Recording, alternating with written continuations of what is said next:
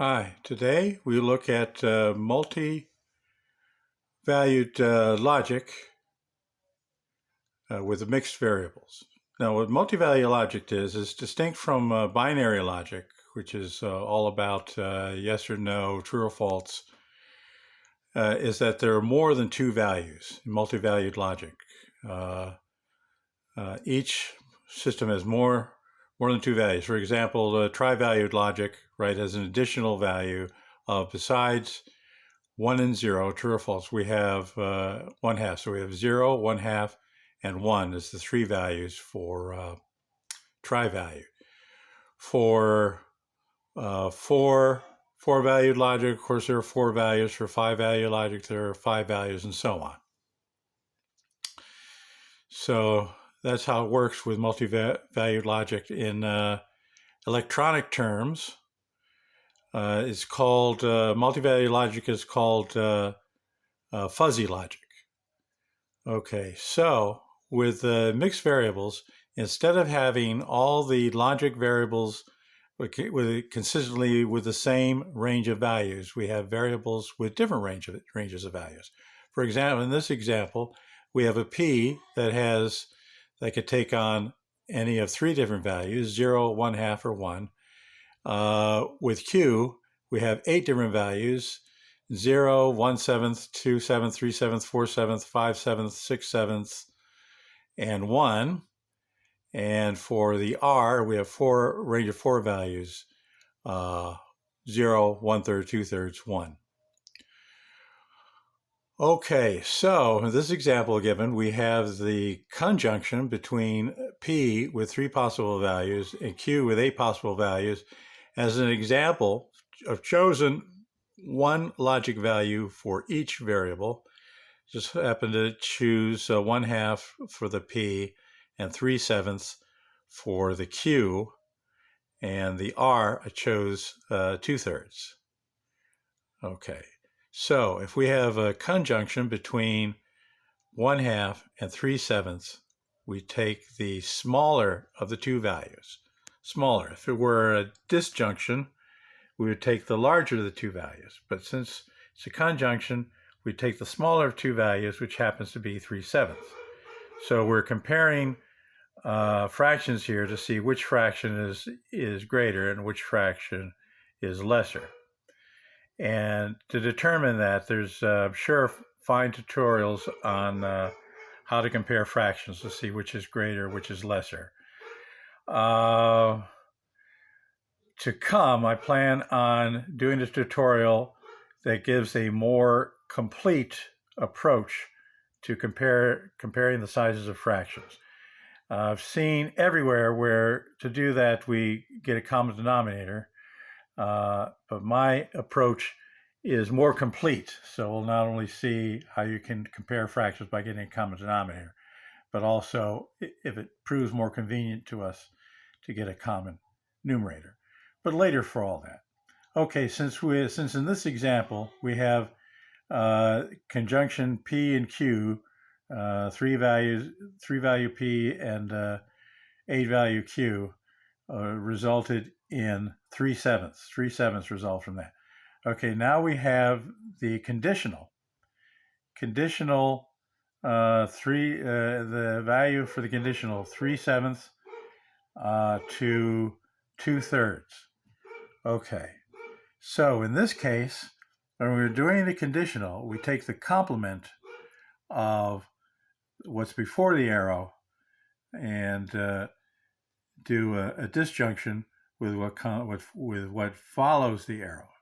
So to get the complement, which in binary logic we call it the negative, we negate it.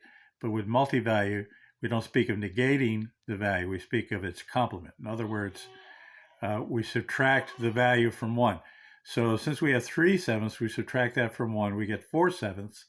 4/7 or 2/3, we take the larger of the two, in this case, and that happens to be the 2/3. So that's the final result. Now if we start out with instead the we resolve the conditional before the conjunction.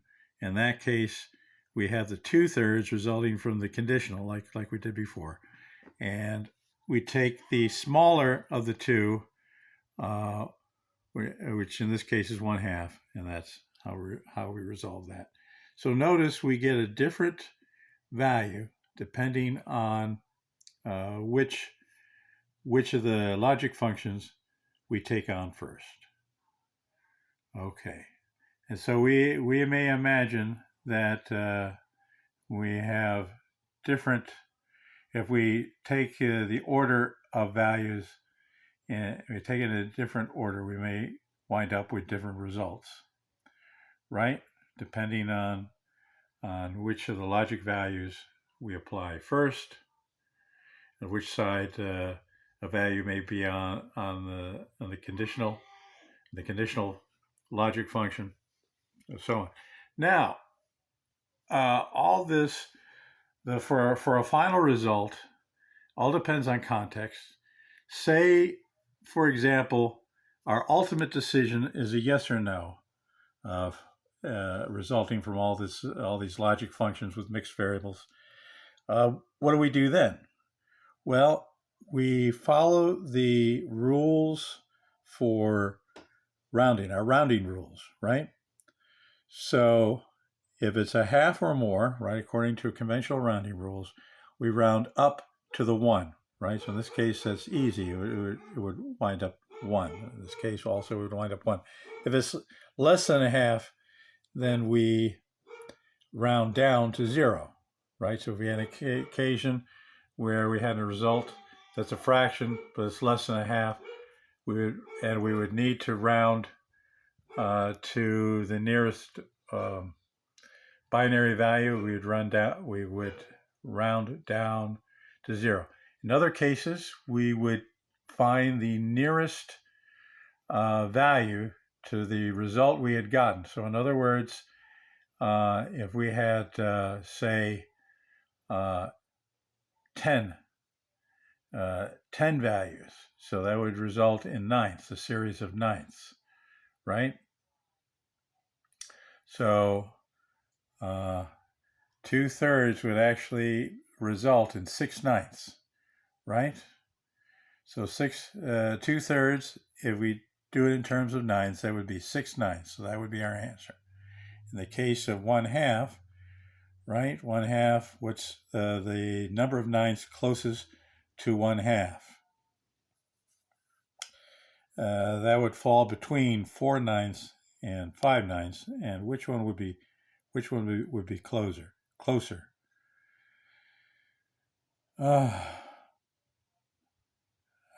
Actually, it would be equidistant between 4/9 and 5/9. So we would probably round up to 5/9, right? Because it would be right in the middle. And so since it would be exactly, if we have a case where it's exactly in the middle, right, we would round up. Or if it suits our purpose, suits the purpose of whoever's writing the architecture for these logic problems, it might decide arbitrarily to go the other way. But it'd be up to you or whoever's doing this. Okay.